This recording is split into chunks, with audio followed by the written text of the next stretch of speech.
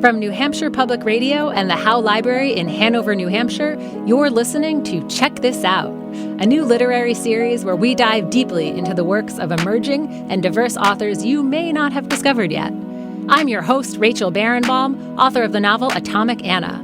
I am thrilled to be able to share these conversations with you over the next few weeks. Joining me today on Check This Out is Emma Törzs, the author of the new novel Ink, Blood, Sister, Scribe.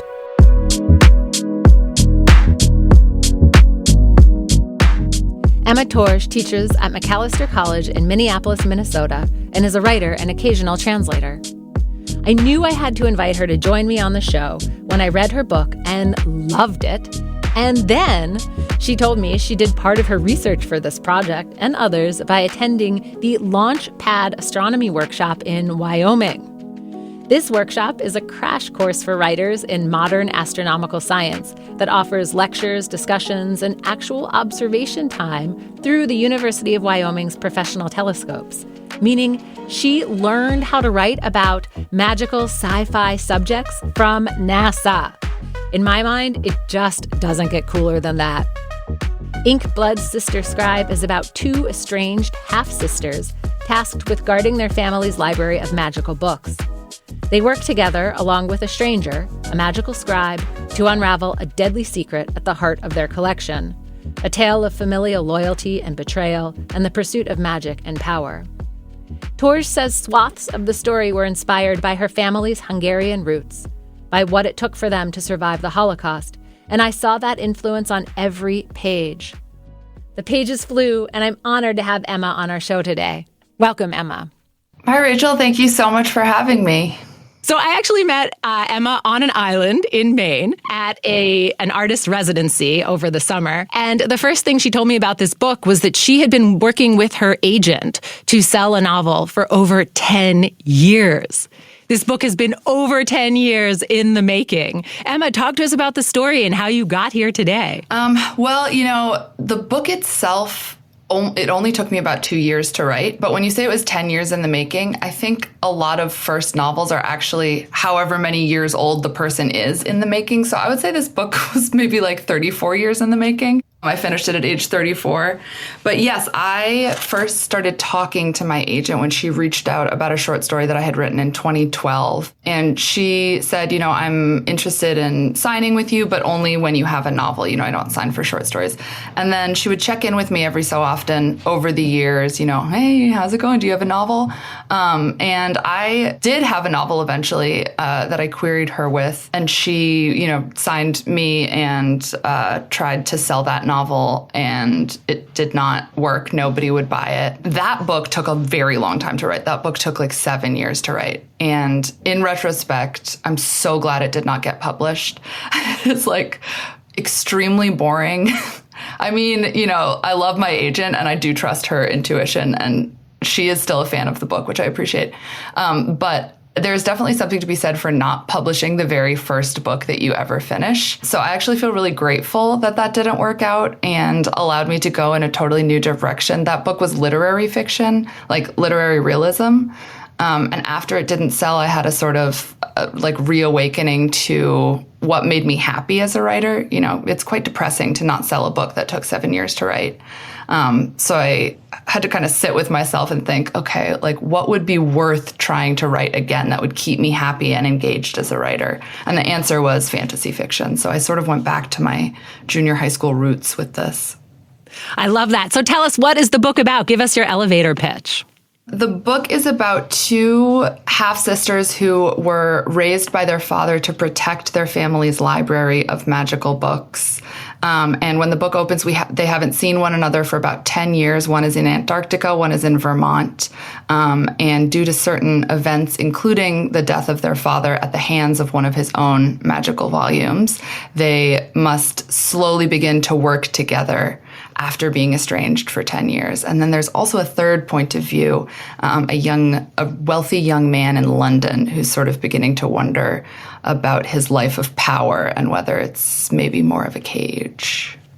So I couldn't put this book down because of the magic, because it is literally about the magic of books, right? Books that you can read from, that turn into spells, that make magic happen. And as a kid, books for me were magic, right? And I feel like I was waiting for books to become magical, right? Like it doesn't surprise me that, a book would have a spell and be able to weave magic. And I felt like you just reached into my own childhood, right? And put that on the page. Was that also part of your childhood? Oh, big time. I was such an avid reader as a kid, as I think many grown-ups who are now writers were. But I especially was very entranced by used bookstores. I remember, I read so many kids' books and young adult books that had the protagonist finding this magical tome that would let them enter into a different world and totally change their life.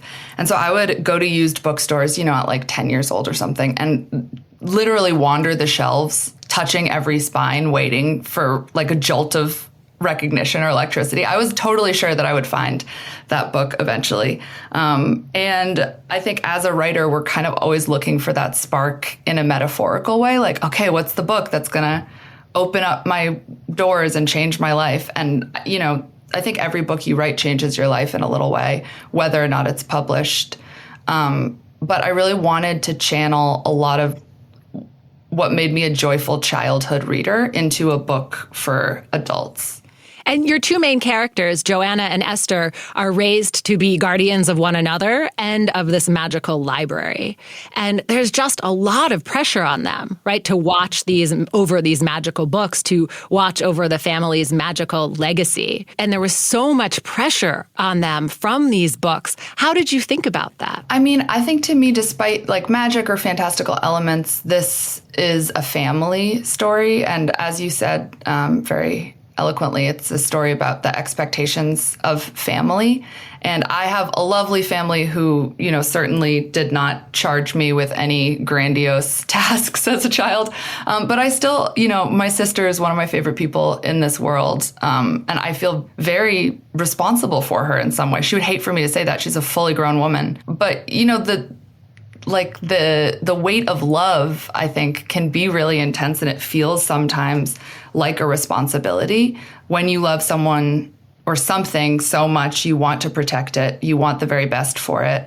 And I think that can go a number of ways, not all of them necessarily good.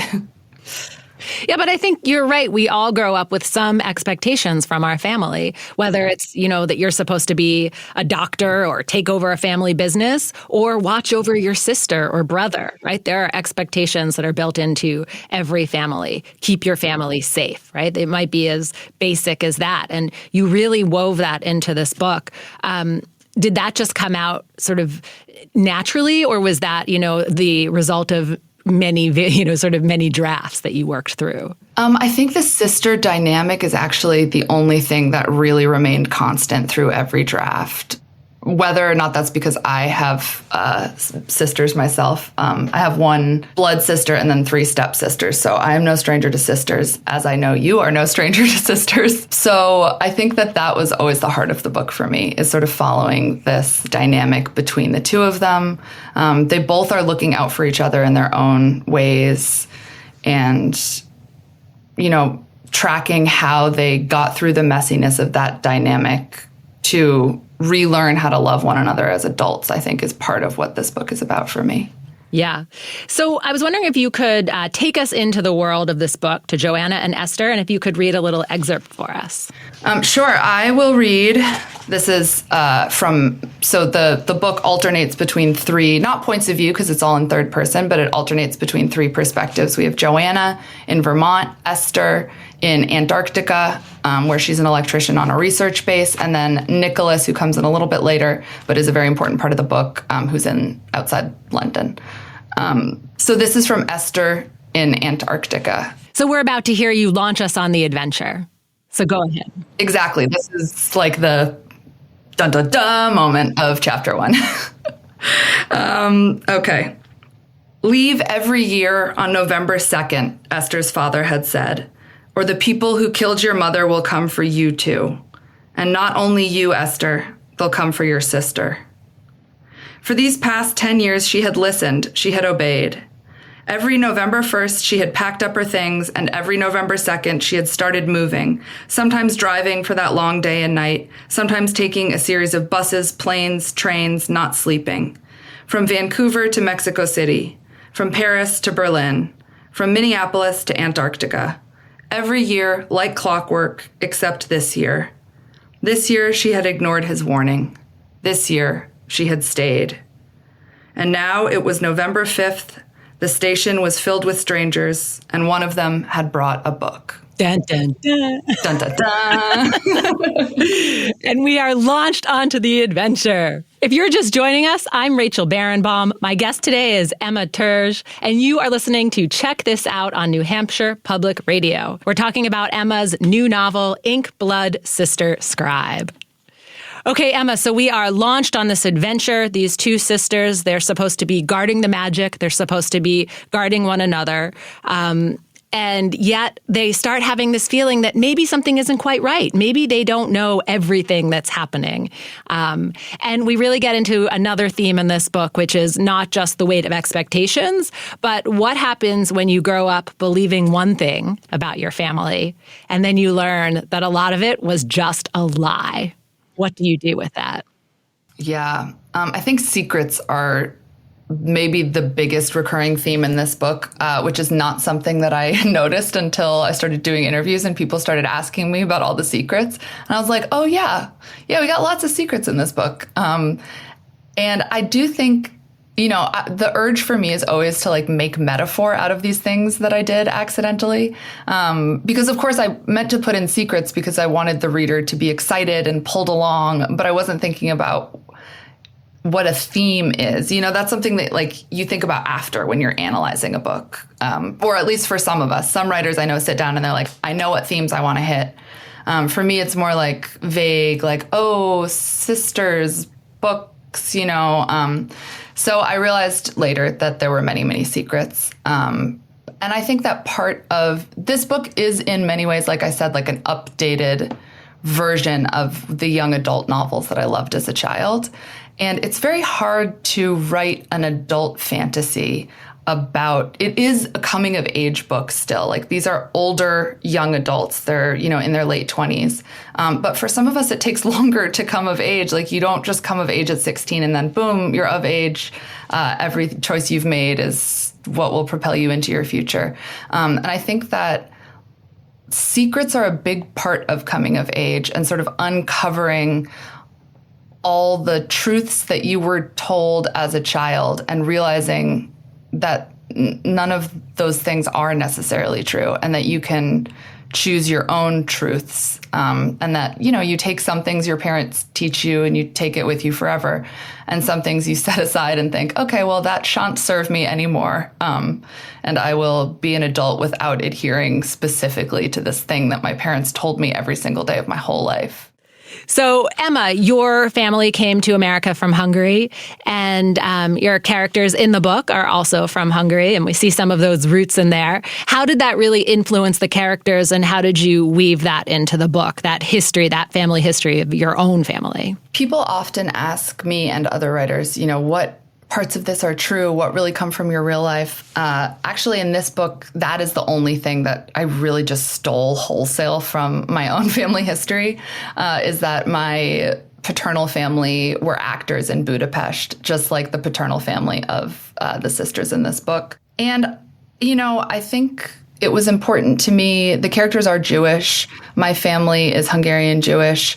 There is a really fascinating legacy of silence that I have encountered from my own family around, the trauma of World War II and coming over to America as, people running away essentially from the Nazis. And some of my family survived, and that's how I live on this earth today, which is quite humbling. I mean, every family is a story of improbable survival, really, no matter where you are from. For some of us, it's much closer than for others. And my family's survival feels really close, but it was not really talked about. And, my paternal family, I am excluding my father from this. For the most part, he is a lovely and well-adjusted person. But his parents, had some trauma that was enacted upon my father, and that he really felt as a child, and then didn't talk about to me, but I could feel the echoes of that and didn't know how to talk about it. So I think in a lot of ways, like that secret keeping that happens all throughout the book is this kind of weird, like generational Jewish silence in some ways. So it did feel important to me that these characters related to that part of my own story and my own understanding of family and what it means to not talk about things in a family. And that's how we get to so many secrets and lies and expectations, really, right? The weight of the history of your family is in your characters. It's in every page of this book. So to be clear, this is not a YA. This is not a book for kids. This is grown-up adult fiction. This is about two grown-up women who are coming of age and really learning about their past and what they want their future to be. So this is, adult fiction, as it were, just to be clear. Yes. And I think it's like, a lot of people assume that it is YA because it's a fantasy book. And maybe because it has a purple cover. But I have a lot of people being like, oh, I bought it for my 12-year-old. Actually, I think a 12-year-old could really enjoy the book. But I also hope that, like a 78-year-old could enjoy this book. Absolutely. So I want to go back to what you said before, was that you didn't really think about the theme of secrets, that you were telling a story. And I think that's why it just read so quickly and so beautifully. It was like an adventure. And I also was not hung up on the theme of secrets or figuring out, how to deal with the weight of expectations, because I was just caught up in the story. That's great. That's exactly what I was hoping. I was also caught up in the story. This book was really fun to write. And every time it wasn't fun, I tried to make it fun again.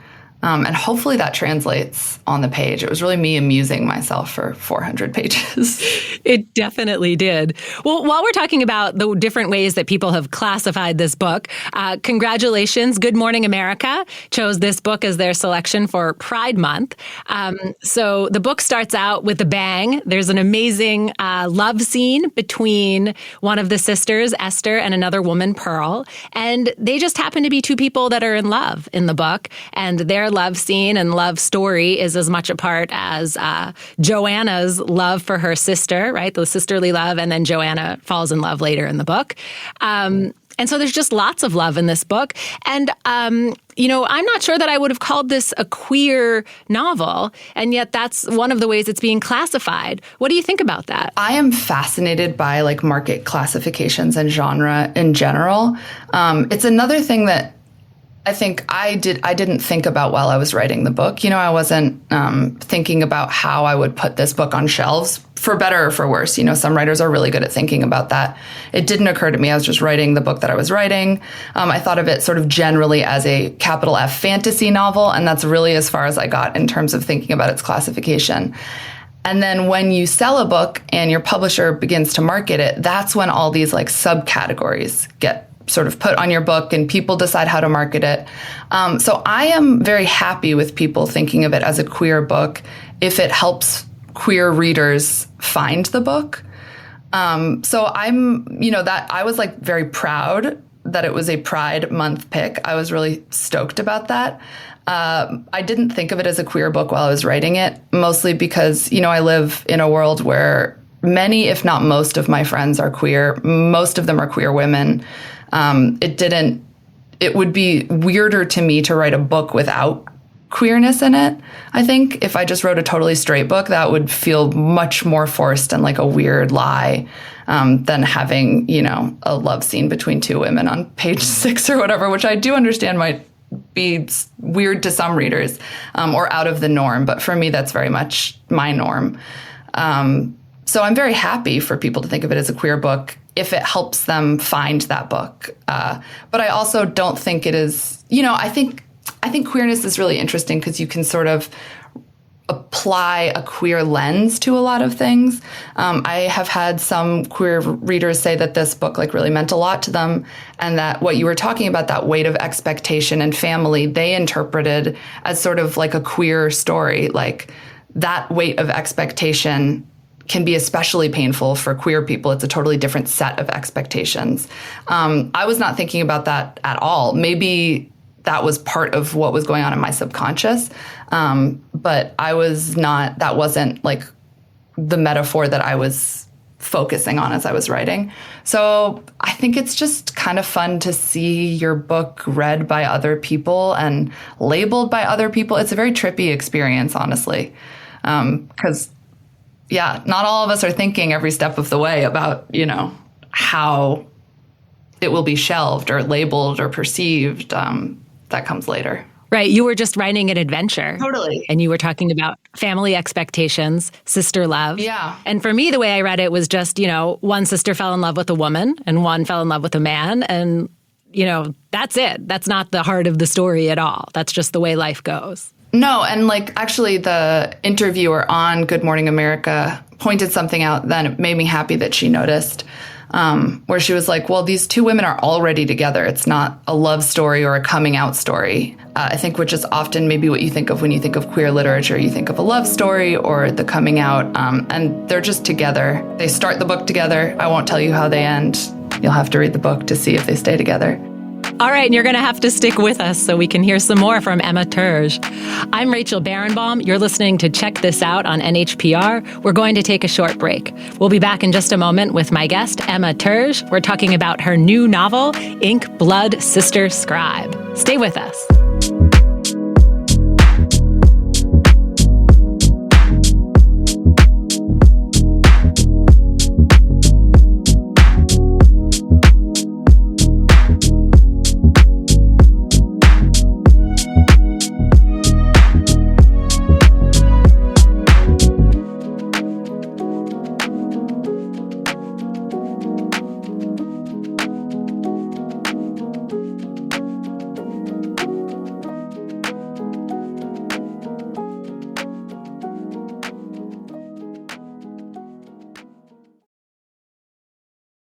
Welcome back. You're just joining us. I'm Rachel Barenbaum. My guest today is Emma Törzs, and you're listening to Check This Out on New Hampshire Public Radio. We're talking to Emma about her new book, Ink, Blood, Sister, Scribe. Emma, thanks for sticking with us. We were just talking about your book being classified as a queer book, when in fact I had just read it as this super magical adventure, and we open when two women are in love, and then this one woman is pulled away from that love so that she can go and save her sister and save her family. And really what this book about is the weight of expectations, right, and sisterly love. So there's some really big themes there. But we're also talking about this interesting aspect of selling a book, which is how do you classify a book? How do you reach readers? Yeah, I'm curious, Rachel, if you don't mind talking about your experience with that, since you yourself have written several books, and Atomic Anna is sort of like a genre straddler in some ways. And I'm curious how that was marketed and what your experience was like while you were writing it. Were you thinking about these classifications? Yeah, I love that we're talking about this because I always feel like you, that when I write a book, I'm just writing the story. I'm writing the adventure, and it is, capital F fiction or capital L literature. That's it, right? But then when Atomic Anna went into production and marketing and PR, right, everyone started calling it science fiction, or women's fiction, or historical fiction, right? You get all these subgenres. And I feel like sometimes that just takes away from the heart of the story, because I don't read because I want to read, a queer book or a book about history necessarily. I want to read an adventure. I want to read something that's going to take me away, something that's magical, like your book, right? That's going to just suck me in for 400 pages, And so I love that as a way of looking at literature more than any of these, labels that we put on it. Yeah, that makes sense to me. I am like a genre reader in that I seek out categories of books to read. I read super, super widely, but sometimes I'm like, oh, I'm in the mood for a fantasy. Sometimes I think, okay, I'm in the mood for some neo-noir techno thriller. What is that? That is, this is a chance for me to plug one of my best friends has a novella coming out in the spring called These Fragile Graces, This Fugitive Heart by Izzy Wasserstein. And I noticed that her marketers are using the term neo-noir techno thriller, which just means it's like a mystery set in a sort of science fictional kind of cyberpunky universe. But I loved that. I just love repeating the words neo-noir techno thriller to myself. That is a new one. Yeah, but like I think that also sometimes I'm like, I just really want to read a book that has a brotherly relationship and some like daddy issues. And like you can't really look for that genre. Sometimes I'm like, give me some like masculine angst. I don't know. Or like, I want to read something about, I don't know, mothers hating their children. Who knows? There's like all kinds of emotional genres that we can't really look for. I love that. All right, let's get back to Ink Blood Sister Scribe. So another one of the things that I absolutely loved about this book was the idea that it is set in a library. And these two sisters, Joanna and Esther, and Nicholas, the scribe, are really, their lives are centered around protecting books. But these libraries are sort of a source of power for everybody, right? Like not anyone can just come and look at them. In fact, Esther and Joanna guard the books and don't let them out of their house. They don't let anybody else see them. So how did you think about that sort of idea of power in the book and a power struggle for books? I was thinking about books in this particular novel as a resource like any other. And I guess this is one theme that I did have in mind while I was writing it, or, something I was thinking about was intergenerational wealth and how wealth gets passed down through families, and how that sort of perpetuates oppression and hegemonic structures in the world. And so that is like the lofty explanation. And then sort of the more minute explanation is that I was thinking about the weight of family expectations, and I wanted to give it solid form in some ways. And, generational wealth includes weird expectations, I think. I'm not actually familiar with it on a personal level, but, I have read about rich kids. I've met a few, and it comes with a lot of expectations, just like any family does. But I wasn't thinking about that so much as I was thinking about kind of critiquing this idea that resources should be passed down only through family and kept hidden in some way. Yeah. But you even took that a step further, because if somebody controls a library, it's not just a resource like oil, right? It's knowledge. And so what they're controlling is what the rest of the world can ever know. Right. So if you don't let a book out, someone will never learn that spell, or they'll never learn that magic even exists. And so there was also this sort of higher question of how much do we tell the masses, right, or the people? Yeah. And, there's an argument in the book made by some people that these spells and books are dangerous, which is true. It's not a lie. Some of them are dangerous, and should not be allowed in the hands of the civilians, so to speak. And I would say that knowledge is always more dangerous when it's suppressed than when it is shared. That's sort of my general belief. And I would say the same for books. I think that I feel more danger when I see books being banned than I do when I happen to read a book that I personally find distasteful or threatening in some way. And there are plenty. But I think, for me, it's the suppression is more dangerous than the sharing. I love that. You took the words right out of my mouth.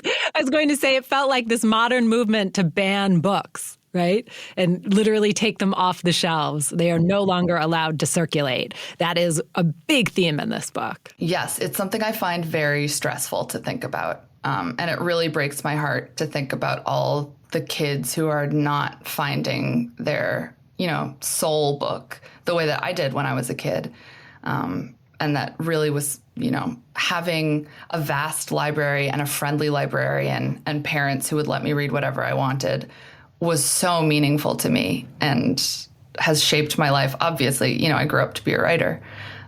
So I can't say enough for letting kids read some wacky stuff. If you're just joining us, I'm Rachel Barenbaum. My guest today is Emma Törzs, and you're listening to Check This Out on New Hampshire Public Radio. We're talking about Emma's new novel, Ink Blood Sister Scribe. And right now we are talking about this theme of banned books or keeping books away from people, which is a big theme in this book, Ink, Blood, Sister, Scribe. So another big theme or sort of one of the things that happens in this book is we find out that one or two perhaps of the characters, I don't want to give too much away, are scribes, which means they can actually write magic, but it requires blood. And so it's literally killing the characters to write this magic, right? And to put it out there. And so why? Why are you making this, these scribes, this written magic kill people? What's the symbolism there? Yeah, why are you hurting your characters? Well, okay, so the symbolism that I only realized long after writing the book, again, like I always just want to make a metaphor out of everything, but is, writing itself. Writing is extremely difficult and draining, and I am still one of those people that has to do it. It feels, like that's just what I was born to do. That's my life's path. It's too late to give up now. I'm not skilled at anything else. So there is that metaphor that's like writing is exhausting, but you have to do it anyway. But in a more specific sense, when I was thinking about the magic system, I wanted a system that anyone could access to a certain point. So in my magic system, anybody, regardless of family or bloodline or anything like that, can pick up one of these magical books and enact the spell by reading the book out loud. So you don't have to be special at all to pick up one of these books and read it. And then I also wanted to play around with the idea of a chosen one and who in this book is the chosen one. There are other types of interaction with these books. Some people can hear the books. They hear the magic and can kind of follow the trail. They can tell when a magic book is around. And then other people can write the books, but they cannot enact the magic of the books as you learn. So there's sort of a give and take. Who is the chosen one here? And which is the better power, so to speak? Is it to be in every person that can just pick up the book and enact magic wherever and however, which is honestly how I think of reading in some ways. It's a magic system that once you learn how to read is accessible to you forever. And then some of us write those books, through toil and trouble. And then other people are, you could spin the metaphor further, like critics or reviewers or and they're the ones that can hear a different frequency. So I was just kind of interested in playing around with a magic system that was inclusive, but also specific. And writing is exhausting. When I write 10 pages in a day, I feel like I've run a marathon. I know, it's wild. I did once read somewhere that intensive brain activity can make you tired. Make you tired is an understatement, I think. It can fatigue you. Like your body literally gets fatigued if you just think for 10 hours. Yeah. I don't recommend to anyone, and yet keep doing. So this theme of the chosen one, I love this theme. It's a classic trope, especially for fantasy. And the way you're talking about it, though, is not that there's one chosen one. It's that each of your characters needed to find their place in the world. And again, it really brings us back to this idea of the weight of expectations versus finding your own true self. So can you tell me more about how you thought about this, right? The chosen one versus just, being who you want to be. I am anti-chosen one for many, many reasons. What? I would not have guessed that. So I love the chosen one trope. I am like a total sucker for it. I grew up reading chosen one books, can't even think of any. Harry Potter is an obvious one.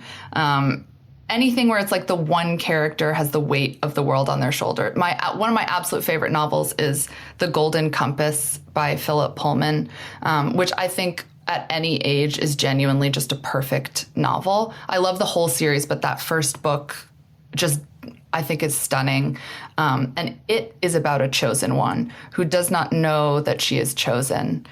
And the way that interacts with the story is really interesting. And similarly, you have Esther, who doesn't realize her powers either, right? Until pretty far into the book. Yeah, totally.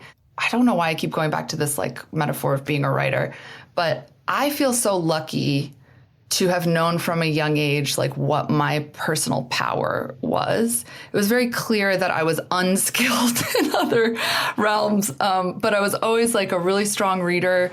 I think I've always been a strong writer. And adults told me all my life, you are good at this.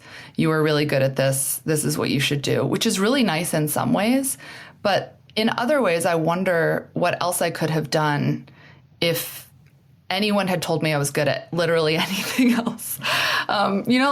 There's lots of things that really interest me as an adult that didn't interest me as a kid because I was terrible at them. Like, I'm much more interested in science now, having failed much of high school science, in part because I was like, well, who needs science when I'm like a language person? I was like taking 3 languages and writing a novel in my spare time.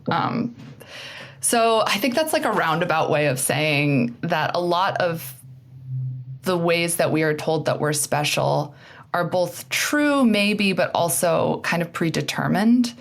And there are so many ways to distinguish oneself within one's community and within one's family and around one's friends. And like, there's so many reasons for a person to be special and lovable and important and needed that have really nothing to do with like any kind of fake innate talent. I don't know. I just think about that a lot. Like, what would it be like if I wasn't a writer? How would I distinguish myself in this world? I have no idea. I have a lot of friends who like don't have a particular passion the way that I do, but I love them and need them, and they bring so much else into the world. So there are just many different ways, I think, of like distinguishing oneself and finding a place. So the chosen one isn't necessarily the one chosen one in the book. It's more like finding your place in the world. Yeah, like finding I think all of us in some ways are chosen.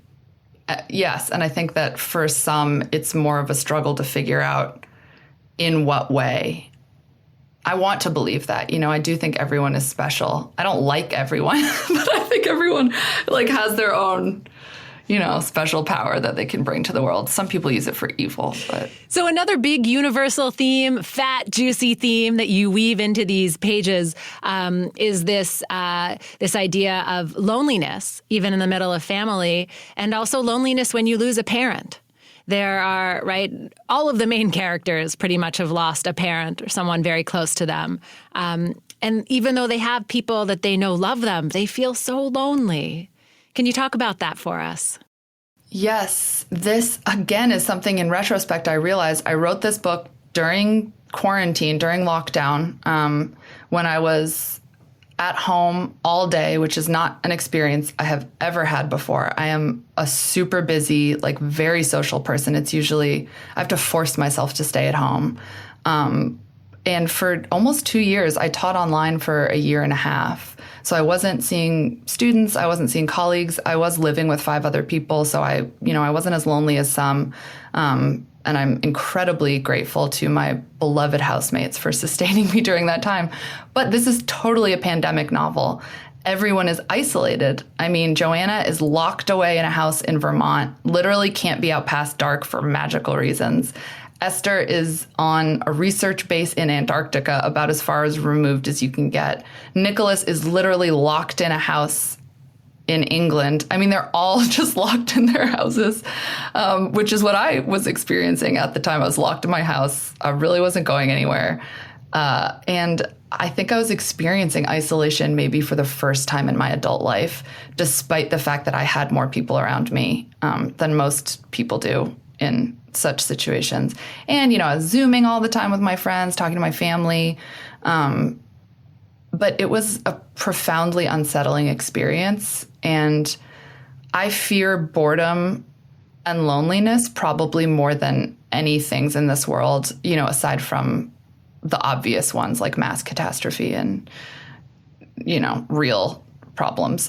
But the small, petty emotional problems that I fear are boredom and loneliness. And so I think I wanted to write my characters out of that isolation that I was experiencing at the time. I'm Rachel Barenbaum. You're listening to Check This Out on NHPR. We're going to take a short break. We'll be back in just a moment with my guest, Emma Törzs. We're talking about her brand new novel, Ink, Blood, Sister, Scribe. Stay with us.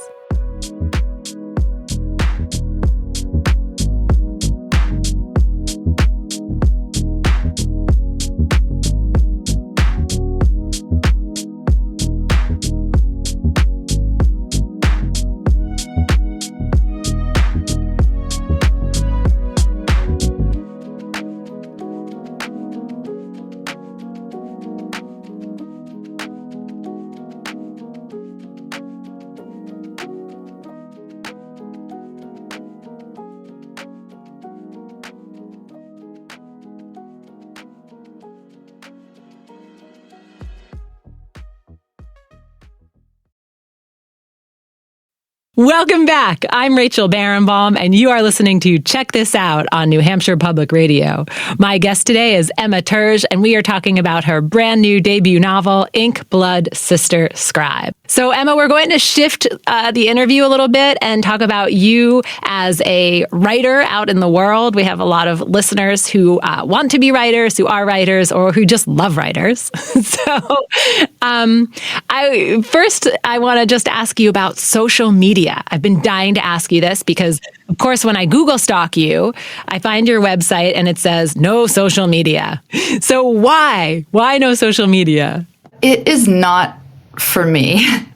It is not. I love people. I'm a total people person. You've met me. I'm super chatty. I love being around people, but I think of myself as an in-person person.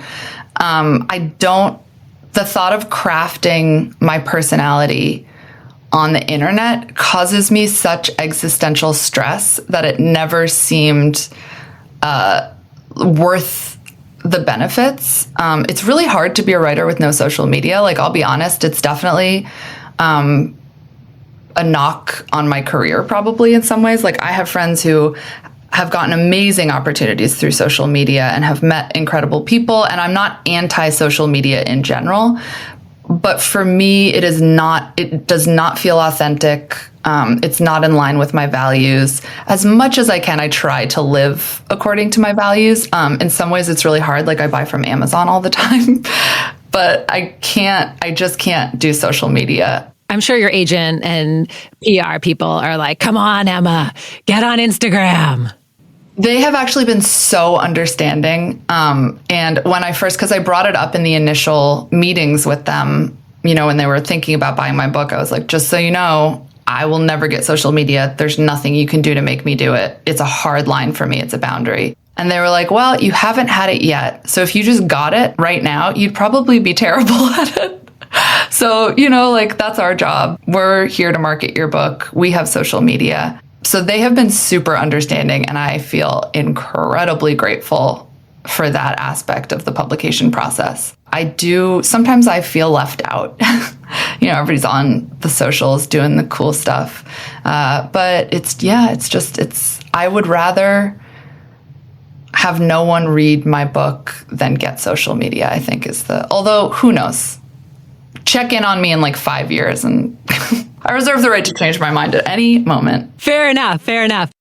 I mean, the other thing is that you are very good at finding writer communities outside of social, right? For most people, it's sort of the lazy way of finding a community, but you are very good at finding other friends and other circles. So can you talk about that? How have you built your writer community without social media? Yeah, it doesn't look lazy to me. You can tell me, but it looks very hard to be on social media trying to make friends.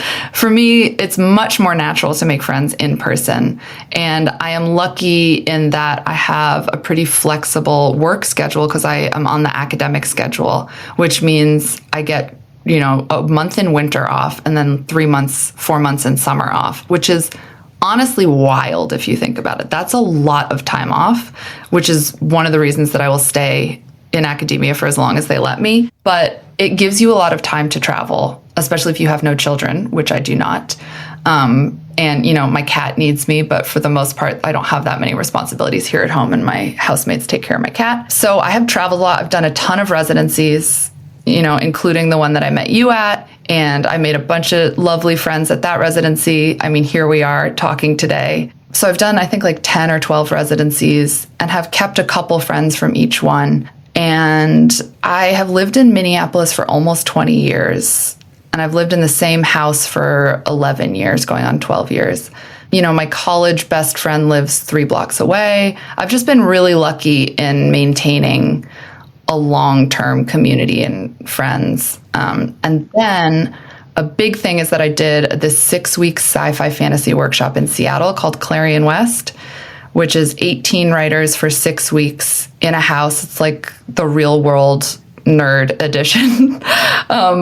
And it was just really intense. It's like 3 hours a day of workshopping. So you're reading a ton, you're writing a story a week. And we all got incredibly close. And there are a few of them that I talk to, not just every day, but like many, many times a day. And they have become really indispensable to my writing process. I love that. So the residency circuit, you're very good at it. It's an amazing resource for writers. The more competitive ones will basically invite you to come and stay, and all you have to pay for is your transportation to wherever the place is. Often you don't have to pay for the transportation. There are others that require you to pay to stay there, right? But there are lots of options for people who are looking for communities in real life where they can meet writers and write together. It is so fun, too. Let me just put in a plug for the delight of being around a bunch of writers and artists. It's really fun.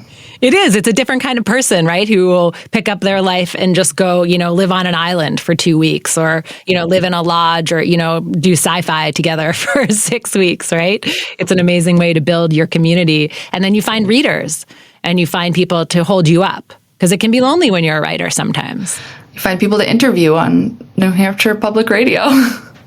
So, Emma, you are an assistant professor at Macalester College, and I know you love teaching. I know you love your students very much because you talk about them very affectionately. So I just want to know, though, is it hard to teach writing? Yes and no. I think it's easy to teach writing because I love talking about writing. I love talking about books. Students that take creative writing classes, especially like the upper level ones, are super self-selecting. So they love talking about writing. They love talking about books. The other side of this question that people ask me sometimes is it possible to teach writing? Like, can you teach someone to be a good writer?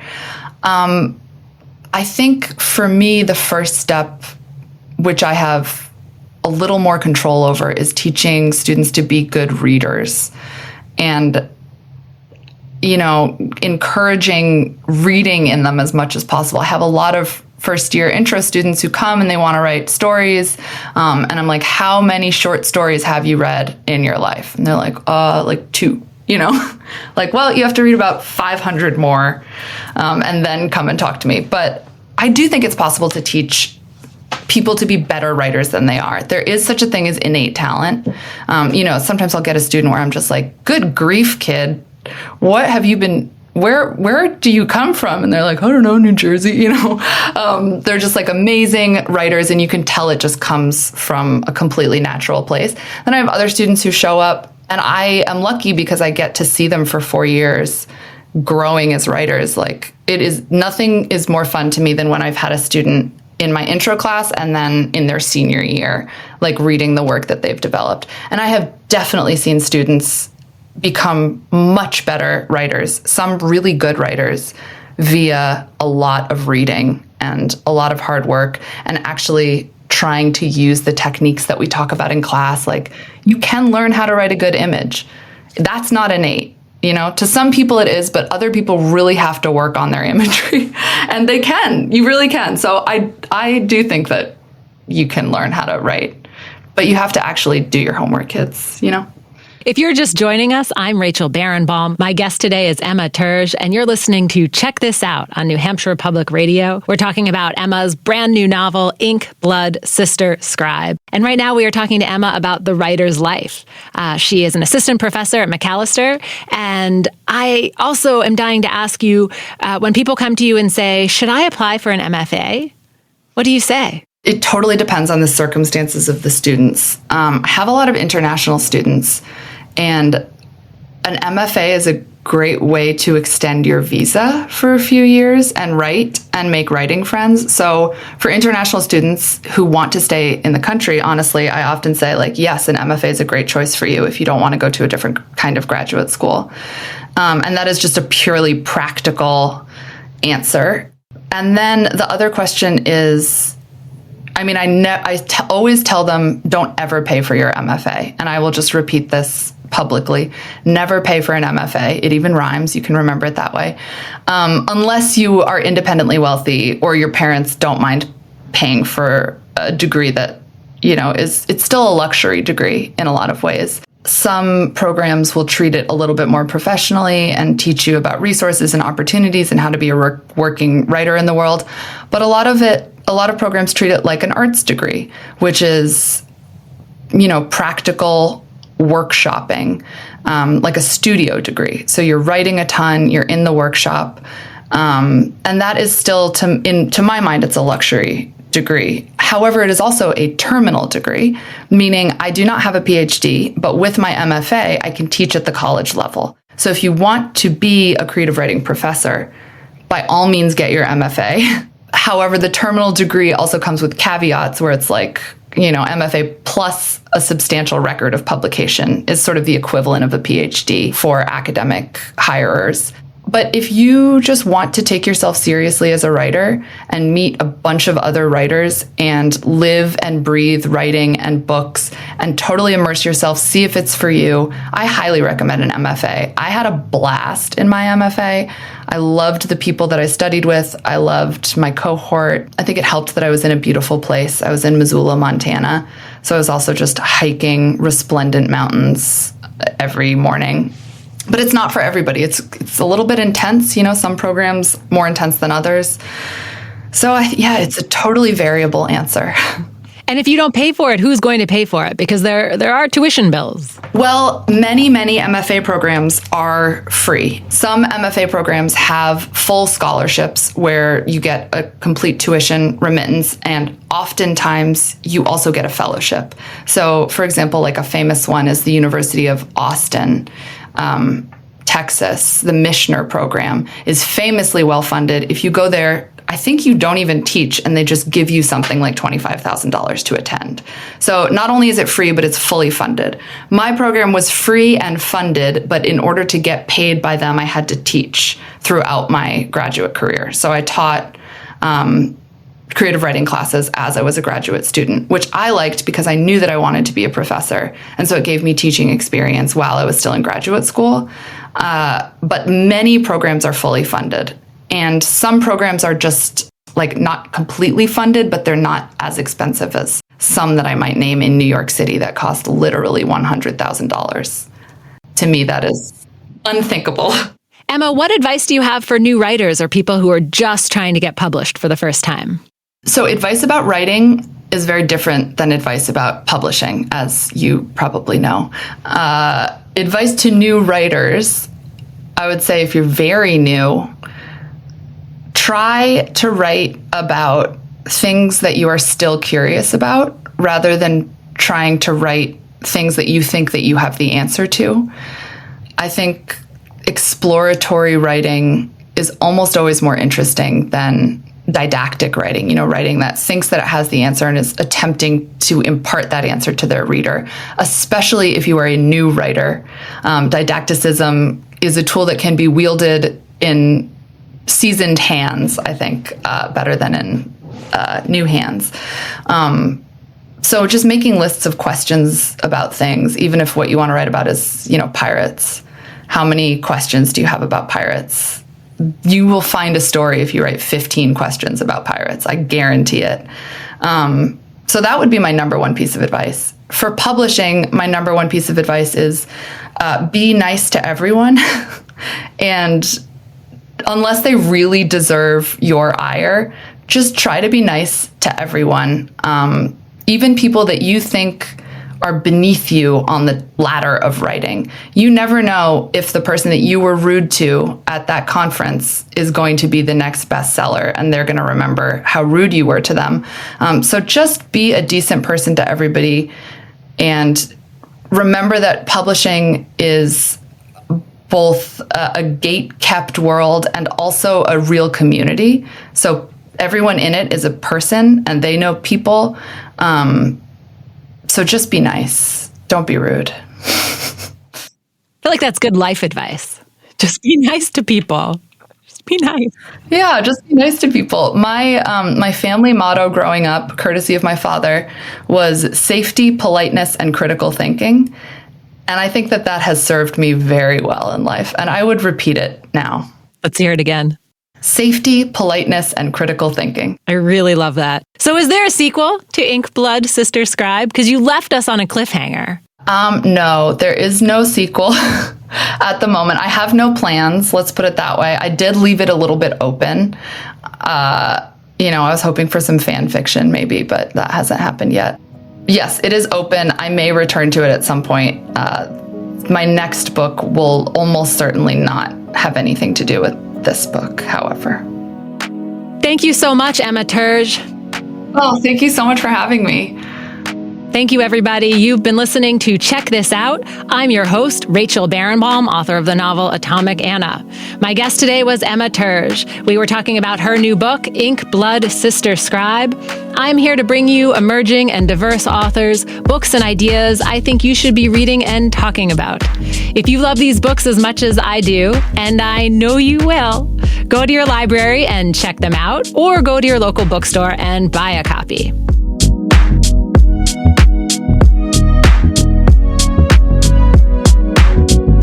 This show is brought to you through a partnership between the Howe Library in Hanover, New Hampshire, and NHPR. Our producers today are Jared Jenish, Megan Coleman, and NHPR's Emily Quirk. The Howe Library Director is Ruby Simon. NHPR's Program Director is Emily Quirk. The show is sponsored by the Jack and Dorothy Byrne Foundation and the Howe Library Corporation. If you miss an episode or want to hear more, you can go to nhpr.org or thehow.org and download every episode as a podcast.